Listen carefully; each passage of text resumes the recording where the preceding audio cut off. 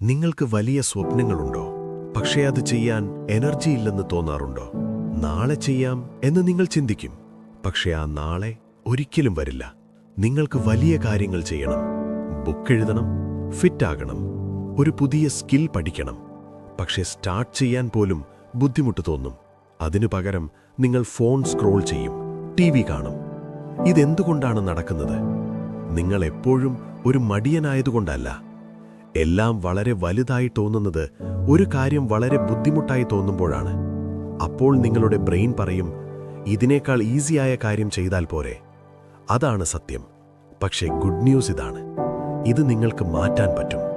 മടി എന്നത് ഒരു വ്യക്തിത്വമല്ല, അതൊരു ശീലം മാത്രമാണ്. ശീലങ്ങൾ മാറ്റാൻ പറ്റും. ഒന്ന് ചിന്തിച്ചു നോക്കൂ, ആഗ്രഹങ്ങൾ നടക്കാത്തതുപോലെ തോന്നിയതുകൊണ്ട് എത്ര തവണ നിങ്ങൾ നിർത്തിപ്പോയിട്ടുണ്ട്? പൈസ സേവ് ചെയ്യണമെന്ന് നിങ്ങൾക്ക് തോന്നും.